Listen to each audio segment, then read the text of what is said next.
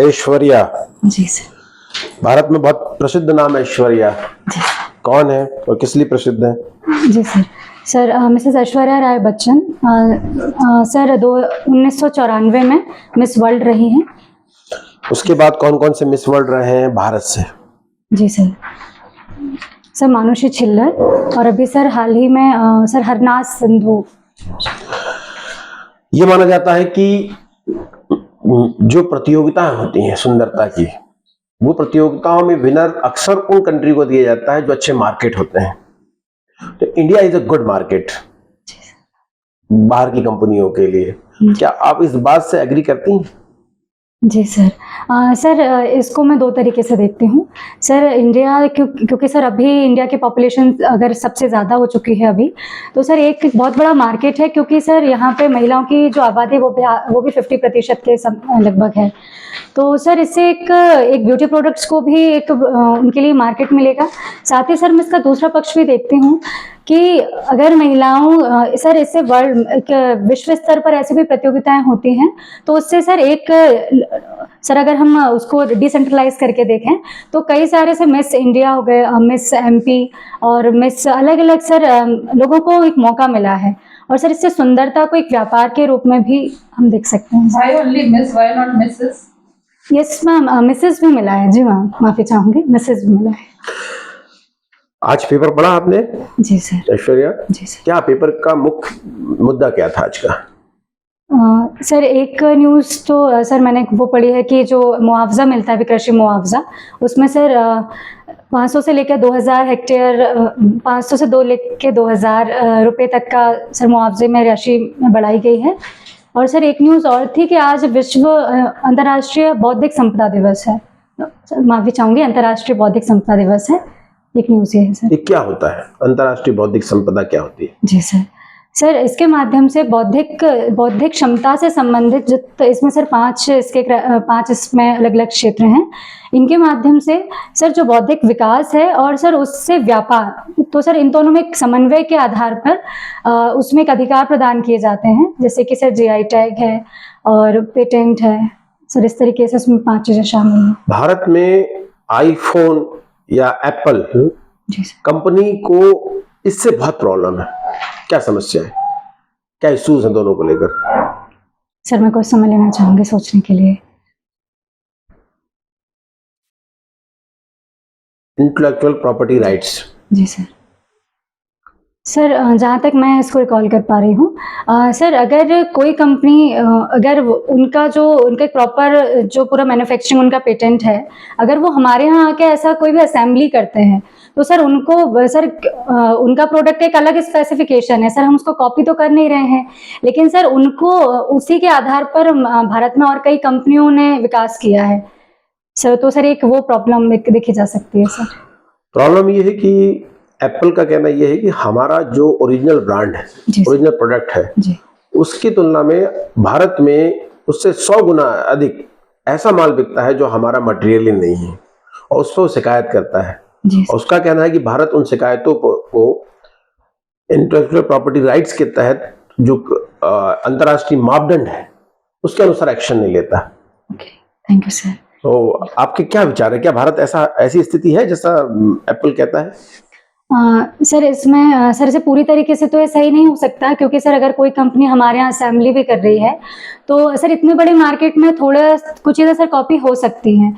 लेकिन सर अगर कोई कंपनी ऐसा दावा कर रही है, तो अगर उसकी सर जांच होनी चाहिए, और जांच होने पर जो भी चीज़ें सही निकले। अच्छा ये बताइए, अक्सर आप एक महिला है और मैं अक्सर एक चीज़ देखता हूँ, मैं महिलाओं के लिए बहुत काम करता हूँ। जी सर। तो मुझे किसी महिला ने कहा कि आप महिला के लिए क्यों काम करते हो, आपको तो इंसान के लिए काम करना चाहिए। जी सर। अगर आप महिला बोलकर काम करते हो तो कहीं ना कहीं आप महिला के सम्मान को उसकी स्वतंत्रता पर प्रश्न लगा देते हो। क्या सही? सर मैं से ऐसा नहीं देखती, क्योंकि सर महिला एक वो वर्ग है सर, ऐसा सर कई इतिहास में भी ऐसी घटनाएं रही सर जहां उन्हें उपेक्षित होना पड़ा। तो सर अगर हम उन्हें मुख्य धारा में लेके आना चाहते हैं, उनका सशक्तिकरण करना चाहते हैं, तो इसके लिए सर एक वो उस नज़रिए से हमें नहीं देखना चाहिए। सर हम अगर उनको और एक मौका दे रहे हैं, तो हम उन्हें और सशक्त करके उनकी बराबरी के स्तर पर खड़ा कर रहे हैं। अच्छा ये बताइए, हम लोग 4 लोग बैठे मान लीजिए, ठीक है, अगर कभी चाय आई या किसी भी प्रकार का कुछ चीज हमें पेय पदार्थ दिया गया, तो हम अक्सर कहते हैं ladies first. Why ladies first? Sir एक सम्मान की दृष्टि से देख सकते हैं, क्योंकि सर ऐसा तो भगवत गीता में भी लिखा है सर कि यत्र नार्यस्तु पूज्यन्ते रमन्ते तत्र देवता। तो सर एक सम्मान की दृष्टि से हम उन्हें पहले ऑफर करते हैं। नहीं, मैंने देखा है आपकी रुचि श्लोक पढ़ने में है, रामचरितमानस, उसमें आऊंगा मैं, तो मेरा कोई क्षेत्र है, मैं आपसे पूछूंगा। जी सर। जी, आपको ये नहीं लगता कि महिला का सबसे बड़ा आत्मसम्मान उसको बराबरी का दर्जा देना है? और कहीं ना कहीं अगर हम ऑफर करते हैं पहले, तो हम उन्हें बराबरी का नहीं देते हैं, हम उन्हें कमजोर मानकर ऑफर करते हैं कि आप आगे आइए। सर इसमें मेरा विचार ऐसा है कि हम उन्हें कमजोर नहीं सर, उन्हें सम्मान की दृष्टि से देखते हैं। अच्छा, ये बताइए, अभी एक नई योजना आई है महिलाओं के लिए, क्या योजना, उसका नाम? सर मध्य प्रदेश में। मध्य प्रदेश जी सर मुख्यमंत्री लाडली बहना योजना। लाडली भाई योजना क्यों नहीं आई? बहना योजना क्यों है? क्या क्या क्या पुरुष में कमजोरी नहीं है जिन कारणों से उसको लाया गया है? क्या वो गरीब नहीं है? क्या वो आर्थिक रूप से संपन्न, हर कोई संपन्न है? क्या उनके पास समस्या नहीं है? जी सर, बिल्कुल सर, ये ऐसी कोई परेशानी पुरुषों को भी हो सकती है, लेकिन सर जहाँ तक मैंने इस योजना को समझा है और देखा है सर, मुख्यमंत्री जी ने इस योजना का उद्देश्य महिला आर्थिक सशक्तिकरण करना है, जिससे कि एक सर अगर घर में अगर पुरुष कमा रहे हैं तो निश्चित ही पुरुष के पास भी सर कई रिस्पॉन्सिबिलिटीज़ हैं, लेकिन अगर सर इसमें महिला का एक आर्थिक उन्नयन की दृष्टि से हम इसे देख सकते हैं कि अगर महिला के पास भी पैसे होंगे खुद, जो कि उसके खुद के होंगे सर, इसमें वो कोई एक आर्थिक रोजगार भी कर सकती हैं सेल्फ हेल्प ग्रुप के माध्यम से भी जुड़कर। सर ये पैसे उनके होंगे, इसको खर्च करने के प्रति भी उनकी आज़ादी होगी। बिल्कुल सर, अगर एक बार ये चीज़ें अगर हो, बहुत अच्छा इसका रिजल्ट निकलता है, तो निश्चित ही सर एक ऐसी योजना भी पुरुषों के लिए शुरू की जा सकती है, लेकिन सर अभी कई योजनाएं ऐसी हैं जिसमें सीधे पुरुषों को भी लाभ मिल रहा है सर। अच्छा, ये भी कहा जाता है कि ये योजना जो है अगले चुनाव को देखते हुए आई है। 1000 रुपए जब महिलाओं को देंगे, और महिला वोटर 50% है, तो वो कहीं ना कहीं आकर्षित होंगे। आप इसे किस व्यू से राजनीतिक समीकरणों में आप इसे किस नजरिए से देखते हैं? जी सर, सर जैसा कि देखा गया है, जो भी चुनावी वर्ष होता है सर, राज्य सरकार और केंद्र सरकार ऐसी कई योजनाओं की घोषणा करती है। सर इन्होंने सर महिलाओं के साथ साथ और भी कई वर्गों के लिए ये ऐसी घोषणाएं की हैं सर, तो सिर्फ महिलाओं के लिए तुम नहीं कह सकते हैं, जैसे कि सर आज किसानों के लिए भी घोषणा हुई है। इसके पहले सर मुख्यमंत्री तीर्थ दर्शन यात्रा में भी पंचतीर्थ जोड़े गए, तो सर एक सिर्फ महिलाओं के लिए तो नहीं, लेकिन सर निश्चित ही चुनावी वर्ष है तो ऐसी कई घोषणा हम देख सकते हैं। तो आप इस योजना को सकारात्मक रूप से देखते हैं? जी सर। ठीक है, अब मैं इसी योजना से मेरा दूसरा प्रश्न है। ये कहा जाता है कि किसी को पैसे देने से अच्छा है कि उसमें वो गुण डाले जाएं जिससे वो खुद पैसे कमाने लायक हो जाए। जी सर, बिल्कुल। अगर मैं इस बात को देखूं तो इसके तहत महिलाओं को 1000 रुपए देने से अच्छा था महिलाओं के लिए अलग से स्कूल खोले जाते, महिलाओं के लिए अलग से रोजगार के संसाधन खोले जाते, महिलाओं के अलग से सुरक्षा के माध्यम खोले जाते, महिलाओं का तकनीकी उन्नयन किया जाता, उनमें उन गुणों का वो डाला जाता अन्य योजनाओं के माध्यम से, जिससे वह 1000 के हजारों रुपए कमाने के लायक हो जाती। लेकिन कहीं ना कहीं इस प्रकार से करने से वो स्टेटमेंट के अगेंस्ट में तो नहीं दिखता आपको? सर निश्चित ही अगर ऐसा किया जाता तो महिलाओं का और उन्नयन होता, लेकिन सर अगर हम इस योजना का एक दूरदर्शी परिणाम देखें तो अगर सर उस महिला के पास 1000 रुपये आएंगे तो सर वो महिला भी अपने स्वयं सेवा समूहों के माध्यम से या वो सर बचत के माध्यम से और ऐसी कई ऋण योजनाओं के माध्यम से भी वो एक अपने स्टार्टअप या कोई भी छोटा सा बिजनेस खोल सकती है सर, जिससे कि उनका आर्थिक उन्नयन हो सकता है। और सर पिछली कई योजनाओं से महिलाओं का सर तकनीकी उन्नयन, तकनीकी कौशल भी विकसित किया जा रहा है। देखिए, जैसे इस गवर्नमेंट ने 1000 रुपए का, और मैं देख रहा हूँ कि जो अगेंस्ट की पार्टी, दूसरी पार्टी है, उन्होंने 1500 रुपए का ऑफर कर दिया, फिर तीसरी पार्टी आएगी 2000 का ऑफर करेगी। तो एक प्रकार से किसी भी राज्य या देश की डेवलपमेंट के लिए इकोनॉमी का बहुत बड़ा रोल होता है। लेकिन यदि हम ये मुफ्त की चीजों को बांटने लगे तो सरकार फोकस एरिया में काम नहीं कर पाएंगी। जितने भी अच्छे इकोनॉमिस्ट हैं उन्होंने कहा है कि 3 ही चीजें निःशुल्क होनी चाहिए, शिक्षा, स्वास्थ्य और न्याय। लेकिन यदि हम इस तरफ फोकस कर पाएंगे तो कहीं ना कहीं वो एरिया जहां से गुणों का विकास किया जा सकता है और जहां से सुरक्षा दी जा सकती है, शिक्षा, स्वास्थ्य और न्याय, कहीं ना कहीं उसके साथ हम कॉम्प्रोमाइज नहीं करेंगे। आपको नहीं लगता ऐसा? सर माफ़ी चाहूँगी, अभी जो बजट है सर उसमें भी ऐसी कई घोषणाएं की गई हैं जिसमें शिक्षा और स्वास्थ्य के लिए भी कई योजनाएं चलाई जा रही हैं। तो सर ये चूँकि सर लोक कल्याणकारी राज्य होने के नाते सर सरकार का एक दायित्व भी है कि वो विभिन्न वर्गों के कल्याण के लिए भी कार्य करे। जी सर, जैसे सीएम राइज योजना है सर, उसमें भी और कई स्कूल खोले जाएंगे। तो आपने 10 साल पहले का मध्य प्रदेश या भारत देखा है? जी सर। और 10 साल बाद आज का भारत देख रही हैं आप? जी सर। 10 साल पहले रोड कैसी हुआ करती थी और अब के रोड में फर्क आया है? जी सर, निश्चित आया है। यहाँ से विदिशा जाते हैं तो 10 साल पहले का रोड और आज के रोड में फर्क है। जी सर, बिल्कुल। फ्लाईओवर में फर्क आया है। जी सर। नल जल योजना में फर्क आया है। पानी आपका सही आ रहा है, इलेक्ट्रिसिटी सब सही आ रही है। जी सर। यानी कि सिविल स्ट्रक्चर में बहुत बड़ा डेवलपमेंट आया है। जी सर। और किसी भी कंट्री का एक व्यापक डेवलपमेंट सिविल स्ट्रक्चर से ही आ सकता है। जी सर। और आप सिविल इंजीनियर हैं, तो क्यों आप गवर्नमेंट सर्विस में आना चाहते हैं? आप क्यों सिविल इंजीनियरिंग क्यों आगे नहीं जाना चाहते जब जिसका इतना बड़ा स्कोप? जी सर। सर निश्चित ही सिविल इंजीनियरिंग में बहुत अच्छा स्कोप है, लेकिन सर मुझे सिविल सर्विसेज में एक जो व्यापकता और सर विभिन्न क्षेत्राधिकार मुझे जो दिखाई देते हैं सर, इनके प्रति मेरा रुझान कुछ इस तरीके से है कि सर मैं यहाँ पे नीति क्रियान्वयन, सरकार का जो नीति क्रियान्वयन है उसमें भूमिका निभा पाऊँ और सर जनता के साथ सीधे जुड़ के उन्हें लाभ पहुँचा पाऊँ। आपका मैंने हॉबी देखी रामचरितमानस। पिछले कुछ दिनों पहले एक श्लोक, आपको श्लोक भी बहुत पसंद है, मैंने देखा है कि आपकी हॉबी श्लोक भी है।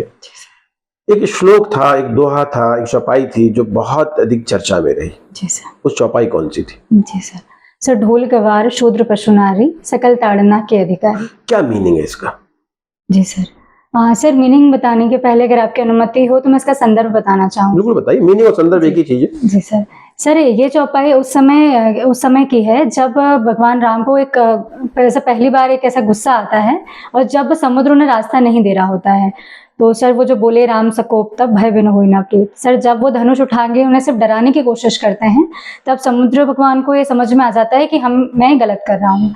सर तब ये समुद्र देवता बोलते हैं उनसे कि प्रभु आपने अच्छा किया कि मुझे सीख दी है। फिर ये चौपाई है सर, ढोल गवार शूद्र पशु नारी सकल ताड़ना के अधिकार। आप आज के संदर्भ में इसे कैसे देखते हैं? जी क्या ये सही चौपाई थी? सर कुछ हद तक ये सही थी। तो आप मानती हैं कि, बाकियों के नाम तो नहीं बोलूंगा क्योंकि आप नारी हैं, तो नारी ताड़ना के अधिकारी हैं? जी सर, इसमें जो ताड़ना शब्द है वो अवधि में उसका अर्थ सिखाना या शिक्षा देना होता है। तो पुरुषों को शिक्षा की आवश्यकता नहीं है? बिल्कुल सर, बिल्कुल है। तो नाम पुरुषों का क्यों नहीं लिखा गया है? बिल्कुल सर। ये तो डिस्क्रिमिनेशन है बहुत बड़ा, पुरुषों में और महिलाओं में। जी सर। मैं इसीलिए जब से आपसे प्रश्न कर रहा हूँ ना, वो प्रश्न आपके उस अंतिम में इस दोहे के कारण ही कर रहा हूँ। सर निश्चित ही बिल्कुल पुरुष भी शिक्षा के अधिकारी हैं, वो भी कुछ सीखने के अधिकारी हैं, लेकिन सर जिस समय रामचरितमानस लिखी गई थी मध्यकाल में, सर उस समय तक ये देखा गया था कि महिलाओं को बहुत ज़्यादा शिक्षा के अधिकार नहीं थे। सर चूंकि विदेशी आक्रमण भी हुए हैं तो हमारे यहाँ महिला शिक्षा भी प्रभावित हुई है। तो सर उस समय मुझे लगता है तुलसीदास जी ने ये चीज़ शामिल की, उनमें उनको फोकस किया। लेकिन सर अब संविधान सभी को शिक्षा का अधिकार देता है, तो सर वो चीज़ कंपेंसेट। रामचरितमानस और श्लोक में आपकी रुचि है। एक श्लोक मुझे याद आ रहा है रामचरितमानस का, अवध वहां जहाँ राम निवासु। क्या अर्थ है इसका? जी सर अवध वहाँ जहाँ राम निवासु, अर्थात राम जी जहाँ भी रहेंगे वहाँ पे ही अयोध्या उनका वहीं अयोध्या बन जाएगी। मैं आपके संदर्भ में ये पूछूं, अगर आपका हम इस एग्जाम में सिलेक्शन कर दें तो इस श्लोक को आप कहाँ तक चरितार्थ करेंगी जीवन में? जी सर मैं यहाँ पे सर एक अगर मैं राम राज्य की बात करूँ तो सर अगर मैं जहाँ भी जाऊँगी तो सर मेरा ये पूरा ऐसा सर मैं अपना 100% देके यही चाहूँगी कि मैं जहाँ भी हूँ वहाँ पर जो भी मेरे दायित्व हैं तो सर मैं उन दायित्वों का ठीक प्रकार से पालन कर सकूँ। और सर जो भी लोक कल्याणकारी काम है, मुझे जिन भी योजनाओं का परिपालन में काम करना है वो काम कर सकूँ। इसका अर्थ है कि ऐश्वर्या जहाँ जाएगी वहाँ राम राज्य बना देंगे। सर राम राज्य का अर्थ सर तुलसीदास जी ने बहुत ही सुंदर तरीके से बताया है। सर अगर आपकी अनुमति हो तो। चलिए मैडम से मैं बोलता हूँ, जब आप आपसे प्रश्न करेंगे। जी सर। जेंडर इक्वालिटी को आप कैसे डिफाइन करोगे? जी मैम जेंडर इक्वालिटी मैम सभी क्षेत्रों में महिला पुरुष को समान अधिकार और समान व्यवहार, मैं जेंडर इक्वालिटी मानती हूँ। तो इसको किसी कानून के तहत लाया जाना चाहिए, क्योंकि ऑलरेडी हम बात करते हैं, हमारा कॉन्स्टिट्यूशन बात करता है इक्वालिटी की। तो क्या इक्वालिटी प्रिवेल करती है समाज में? सब समान है, प्रैक्टिस में है कि सिर्फ कॉन्स्टिट्यूशन में है? मैम ये तो फिर वेजेस समान क्यों नहीं है, अंतर क्यों है? जी मैम मैम निश्चित ही मैम पहले तो नहीं था, लेकिन संविधान के जैसे-जैसे हम आगे बढ़ते जा रहे हैं मैम, तो बिल्कुल अब एक समानता के स्तर पर हम आ गए हैं। संविधान ने भी कई कुछ अधिकार दिए हैं, जैसे मैम न्यूनतम मज़दूरी अधिनियम आर्टिकल 39 में। सो मैम अब समान मज़दूरी भी मिल रही है मैम। जी। नहीं तो आप इक्वालिटी को कैसे परिभाषित करेंगी? विमेन एम्पावरमेंट के रूप में तो एम्पावरमेंट का आपको नहीं लगता मिसयूज हो रहा है? जैसे सर ने बोला कि एक बायस दिखता है, तो क्या वो परिवार में भी है, समाज में भी है, और महिला उसको कैसे रोक सकती है? जी मैम। मैम मुझे लगता है अगर महिला कोई सशक्त है, अगर वो महिला सशक्त तो है, जी मैम। सशक्त इसलिए है कि पेट्रियार्कल सोसाइटी है, लेकिन संभालती घर तो महिला ही है ना। जी मैम। तो जब मतलब जो मेन अगर हम देखें कि करप्शन की प्रॉब्लम है, रेप है, मॉलेस्टेशन हो रहा है, तो पुरुष तो घर के बाहर रहते हैं, कमाने की उनकी पूरी है, महिलाएं भी कमाती हैं, आज उनको भी समान दर्जा है, लेकिन जो भी एक बच्चे को पर्सनालिटी डेवलपमेंट या समाजीकरण होता है वो तो महिला द्वारा होता है, डूज एंड डोंट्स जो होते हैं। तो फिर क्या कमी रह जाती है कि एक मेल है ना, उसको स्टिग्माइज किया जाता है कि अपराध करते हैं। जी मैम। मैम मुझे लगता है अगर महिलाओं की घर में न्याय निर्णय में भूमिका अच्छी है, अगर उनकी बात सुनी जाती है, वो भी कोई नहीं, सुनी जाने की बात नहीं कर रही हूँ, मतलब एक हम जो नरिशमेंट देते हैं, बच्चे को नर्चर करते हैं, तो वो माँ करती है या घर की कोई भी महिलाएं मिलके करती हैं, तो फिर पुरुष को आरोपित क्यों किया जाता है कि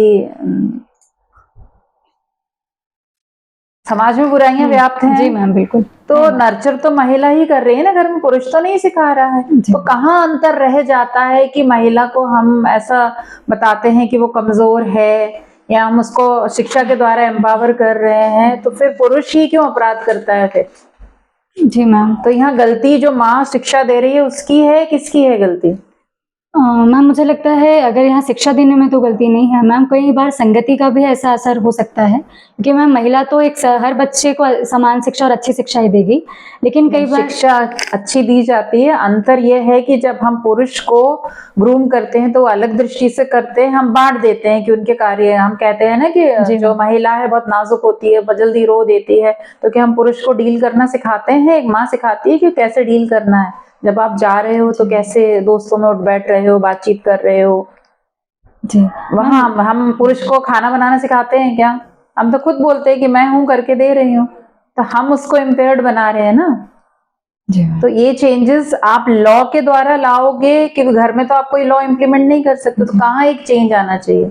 मैम मुझे लगता है ये चेंज भी मगर महिला एक चेंज ये ला सकती है कि घर में किसी भी स्तर पर बेटा और बेटे में विभेद ना करे। जिस प्रकार से एक फीमेल की ब्रिंगिंग, बेटी की अपब्रिंगिंग की जाती है कि तुम्हें भी अच्छे से बोलना है, अच्छे से कपड़े पहनना है और घर में थोड़ा छोटा-छोटा सहभागिता करनी है। अगर मैम कोई महिला ही अपने बच्चे को भी ये सिखाएगी शुरुआत से। आप एक गिफ्ट शॉप पे जाते हो, आपको शाम को पार्टी में वेडिंग है ना, उसका बर्थडे में जाना है और एक लड़की के लिए गिफ्ट लेके जाना है, आप क्या खरीदेंगी? मैं तो दुकान वाले से क्या मांगेंगे? मैं वॉच प्रेफर करती हूँ लेने में। अच्छा, और आइडियलिस्टिकली लोग क्या लेके जाते हैं एक बच्ची का अगर जन्मदिन है तो? मैम या तो खिलौने या जैसे खिलौने में जैसे डॉल या ऐसा कुछ। क्यों? जी मैम, क्योंकि हमारे बच्चों को भी मैम डॉल को मैं एक लड़के के लिए क्यों नहीं लेके जाओगे आप? डॉल उनके लिए मैम ऐसे कोई भी ऐसे गाड़ी वगैरह इस तरीके से लेके जा सकते हैं। नहीं, तो आप एक विरोधाभासी आभासी स्टेटमेंट दे रहे हो। कॉन्ट्रोडिक्टरी इसलिए है कि अभी आपने बात करी कि नर्चर कैसे करना है, दोनों को बराबर करना है, तो फिर खिलौने हमने रंग अलग क्यों कर दिए? जी यहीं पे हमने गलती कर दी। फिर हम स्टिग्माइज करते हैं बॉयज को कि पुरुष खराब करते हैं समाज को, यहाँ हम डर के रहते हैं। तो जी मैम, मैं इस चीज़ को ऐसे देखती हूँ कि जो सॉफ्ट नेचर वाली चीज़ है, क्योंकि महिला एक मतलब मातृत्व भी होता है। तो पर हम टैकल तो नहीं करते हैं उसे। हम बोलते हैं ना महिला डेलिकेट है, जी, तो क्या हम पुरुष को डील करना सिखाते हैं कि डेलिकेट ऑब्जेक्ट से कैसे टैकल किया जाता है? सबसे ज्यादा अब्यूज तो हम करते हैं ना, तो उसको रोका क्यों नहीं जाता है? आप जब सिविल सर्विसेज में आएंगी तो आपके क्या स्टेप्स रहेंगे कि आप इन चीजों को सुधार सकें एक महिला होने के नाते? जी मैम, मुझे लगता है ये कि ये जो सुधार है मैम एक हम ग्रामीण स्तर से लेकर अलग अलग विभिन्न स्तरों तक किया जा सकता है। जैसे कि इन पंचायत के माध्यम से जो पंचायत प्रतिनिधि हैं या सरपंच हैं और जो भी जनप्रतिनिधि हैं उनके माध्यम से कि उनको भी हम ये बताएं कि आपको किस तरीके से महिला पुरुष में समानता रखनी है। और मैम अगर बच्चियां और बच्चों के बीच में जो कंपटीशन होते हैं तो उसमें भी मैम हम उनमें एक समान स्तर रख के किया जा सकता है कि जो भी टॉप करेगा मतलब फिर उसको प्राइज मिलेगा, उसमें कोई यहाँ पे डिस्क्रिमिनेशन नहीं होगा। मैम नुक्कड़ नाटक के माध्यम से भी किया जा सकता यानी आप ये मानती हैं कि डिस्क्रिमिनेशन घर से शुरू होता है, शिक्षा में शुरू होता है? कहाँ डिस्क्रिमिनेशन स्टार्ट होता है जो समाज में व्याप्त है और हम उसको कहते हैं हमको नियम के द्वारा लाना पड़ रहा है कि विमेन को एम्पावर किया जाए। विमेन तो ऑलरेडी एम्पावर्ड है कि घर में नर्चर वही बच्चे को कर रही है, फिर नियम कानून से हम क्यों ला रहे हैं? मैम मैंने व्यक्तिगत तौर पे तो ऐसा मेरे घर में तो नहीं देखा। और मैम समाज जितना विकास कर रहा है मुझे लगता है मैम धीरे धीरे इसमें भी सुधार होगा।